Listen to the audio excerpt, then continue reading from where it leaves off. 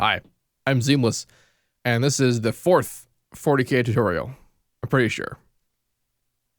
I'm pretty sure it's the fourth 40k tutorial. Anyway, this was the sound requested by Discontinuity, and it is a frequent type sound. It's not exactly the same as what he had done, but this is similar. And it's kind of just how I approach these kinds of sounds. So this is what I got.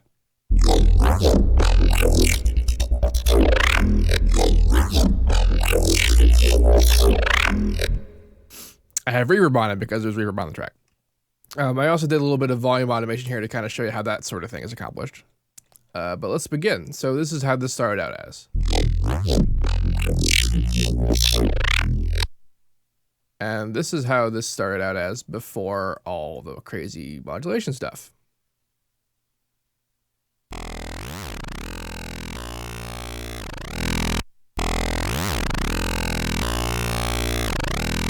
So let's talk about what's going on there. This is a citrus. Basically what I've done is I've modulated operator 2 into operator 1. It's a triangle wave, which is kind of hard to tell, but it is, with a whole bunch of different harmonics active. And these are all 100% random. Not really 100% random, but the criteria that I was going after to get what I wanted out of the harmonic spectrum was I need to have a whole bunch of, basically a bunch of noisy things happening, and then like a certain amount of higher frequency action, just because how much higher frequency action you have, it determines how sharp the sound still is when you play lower notes. So that was the point of that. So I modulated that by that, and then I ring modulated operator 2 by operator 3. And when I play a note, it's a very high note. If I play a not,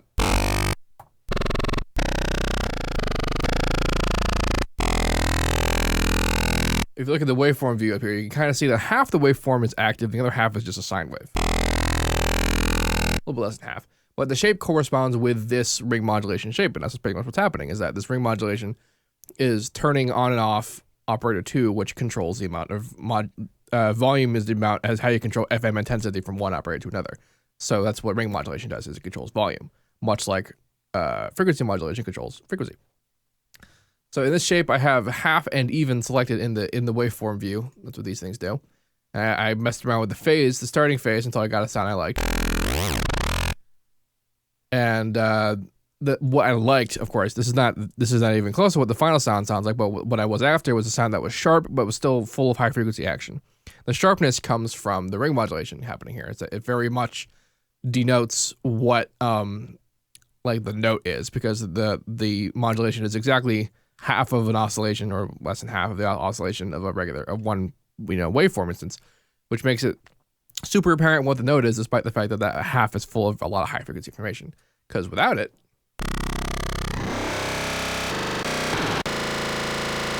that's what that would sound like.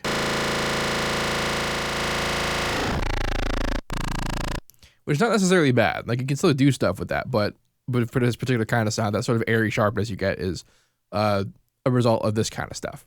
At least one way of doing it is by doing it like this.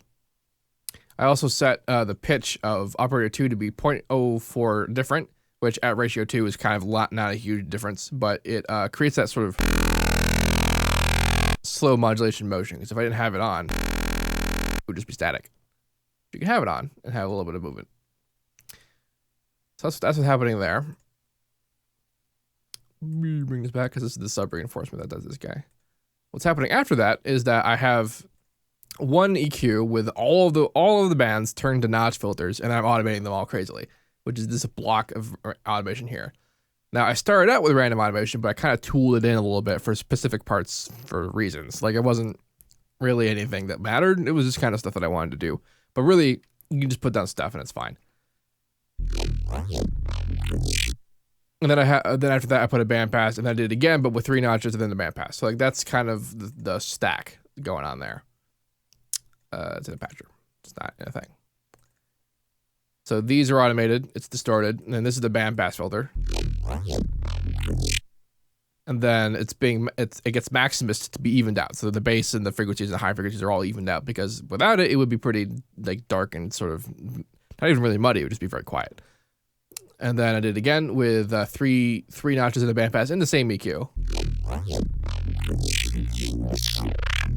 Because because it actually has the same impact as it just having one afterwards. The only reason why I have one afterwards here is because I did all of the notches in here. Another distortion, another Maximus, and then this EQ was just a high pass. Because the bass was gnarly and destroyed and bad, and like bringing it back up with the Maximus didn't really work this time, so I used the high passing of the main sound and then low passed a copy of the original sound to come back in for bass reinforcement. That's what's up with that. So I did that, and then I recorded it into Edison. I selected the time period. I did not put a microphone and put it. I hit record and play, and then when I play it, it played a loop.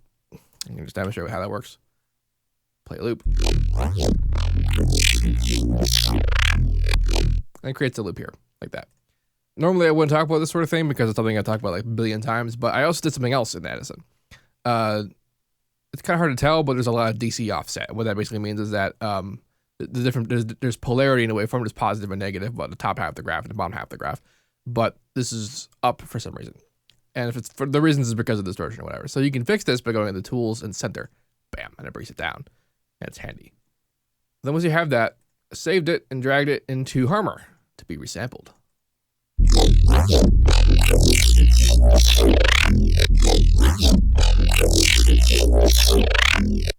Now the automation that's here, I'm automating the sharpness knob. The sharpness knob is pretty much 100% responsible for whether or not it sounds very smooth or very watery. And so basically when it gets too watery, I bring it down, and when it gets too smooth, I bring it back up. It's kind of random, but it's a little too, it's kind of a bit of warbled happening in there, but I'm okay with that, honestly. Then I ran it up.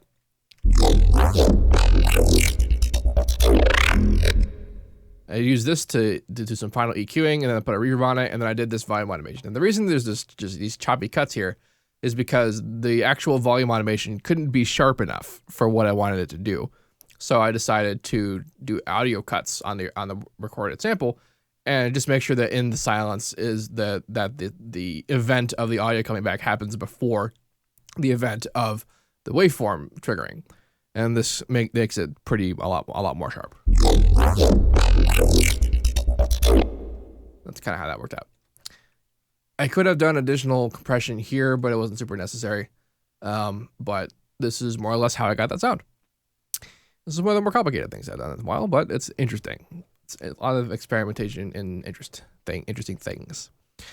If you would like to make a request, go to the Reddit thread. I'll be doing this until I make 50 of these. I know this is the 40K tutorials, but I also reached 10,000 Facebook likes in the space of time that I reached 40,000 YouTube subscribers. So I'm just going to do 10 extra just because. So if you want to make a request, go to the Reddit thread. Only make requests there. I'm not going to look at requests made anywhere else because that's a lot of work to try and track a billion different places. So Reddit, that's where it is. And if you have any questions about this, let me know. The project file for this is going to be in the description, as well as the original song that I was attempting to emulate. And good stuff. As usual, have a nice day.